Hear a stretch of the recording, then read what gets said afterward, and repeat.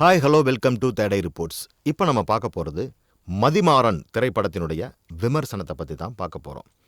மந்திர வீரபாண்டியனுடைய இயக்கத்தில் Venkat Senguttuvan, Ivana, Aradhya, MS. Bhaskar, Aadukalam Naren, பவா செல்லத்துறை உள்ளிட்ட மற்றும் பல நடிகர்களினுடைய நடிப்பில் உருவாகியிருக்கக்கூடிய திரைப்படம் தான் மதிமாறன். கார்த்திக் ராஜா மதிமாறன் படத்திற்கு இசையமைச்சிருக்காரு. ஒளிப்பதிவு செய்திருக்கிறார் பார்வேஸ். கிராமத்தில் தபால்காரராக இருக்கிறார் எம்.எஸ். பாஸ்கர். இவருக்கு 2 குழந்தைகள். அதில் ஒருவர்தான் வெங்கட் செங்குட்டுவன், அதாவது நெடுமாறன். மற்றொருவர் இவானா, அதாவது மதி. நெடுமாறன் உயரத்தில் வளர்ச்சி குறைவாக இருக்கிறார். இதனால் பலரும் அவரை கேலியும் கிண்டலும் செய்து வர்றாங்க.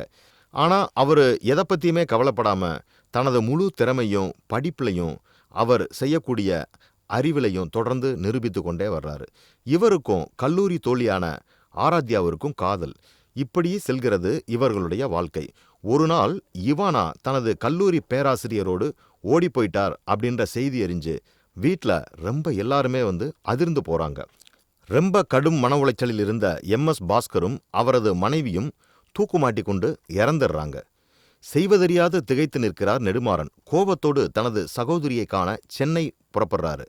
அதே சமயம் சென்னையில் தொடர்ச்சியாக இளம்பெண்கள் கற்பழித்து கொல்லப்படுகிறாங்க. நெடுமாறன் கதை என்னாச்சு? சென்னையில் நடக்கக்கூடிய தொடர் கொலைக்கு யார் காரணம்? இந்த 2ற்குமான விடை 2வது பாதியில் இயக்குனர் ரொம்ப தென்னந்தெளிவாக சொல்லியிருக்காரு. கதாநாயகனான வெங்கட் செங்குட்டுவன் நெடுமாறன் கதாபாத்திரமாகவே வாழ்ந்திருக்கிறார். பள்ளியில் படிக்கும் போதே இருக்கட்டும், கல்லூரியில் படிக்கும் போதும் இருக்கட்டும், வாழ்க்கையில் பயணப்படுவதாகவும் இருக்கட்டும், தனது மெச்சூர் நடிப்பை ரொம்ப எக்ஸலண்ட்டாக கச்சிதமாக கொடுத்துருக்கார் அப்படின்னு நம்ம சொல்ல முடியும். அவ்வளவு எனர்ஜியை கொண்டு ஒரு அனுபவ நடிகர் என்ன நடிப்பை கொடுப்பாரோ அதே நடிப்பை கொடுத்து காட்சிக்கு காட்சி ரசிகர்களை ரசிக்க வச்சிருக்கார். அவர் என்ட்ரி ஆகிறது முதல் 5 நிமிடங்களிலேயே அவரது கதாபாத்திரத்தை நாம் உள்வாங்கி கொள்ளும்படியாக நடிப்பை கொடுத்து நடிக்க வைத்திருக்கிறார், ரசிக்கவும் வைத்திருக்கிறார். வெங்கட் நிச்சயம் தமிழ் சினிமாவில் நல்லதொரு இடத்தை பிடிப்பார் அப்படிங்கிறதுல கொஞ்சம் கூட சந்தேகமே இல்லைங்க. நாச்சியார், லவ் டுடே படங்களுக்கு பிறகு மிகவும் யதார்த்தமான நடிப்பை இந்த திரைப்படத்தில் கொடுத்து அனைவரையும் கவர்ந்திருக்கிறார் நடிகை இவானா. குற்ற உணர்ச்சியால் உருக்குலைந்து நின்று அவர் அழுகக்கூடிய காட்சிகளில் நம்மையும் அளவைக்கும் அளவிற்கு நடிப்பை கொடுத்து விட்டார் இவானா. நாயகி ஆராத்யா கல்லூரியில் இளமையாகவும் போலீஸாகவும் மிடுக்கெனவும் தோன்றி கதாபாத்திரத்திற்கு பூஸ்ட் ஏற்றியிருக்கிறார். போலீஸ் கேரக்டரை மிகவும் பக்காவாக செய்து முடித்திருக்கிறார் ஆராத்யா. நாளுக்கு நாள் தனது அனுபவ நடிப்பால் அனைவரையும் கவர்ந்து கொண்டே செல்கிறார் நடிகர் எம்.எஸ். பாஸ்கர். தனது மகனுக்கு எனர்ஜி ஏற்றுவதில் ஆரம்பித்து மகள் ஓடிப்போனதும் அவர் கூறும் கதை வரை ஆகட்டும், நடிப்பில் கண்களில் ஈரத்தை எட்டி பார்க்க வைத்துவிட்டார்.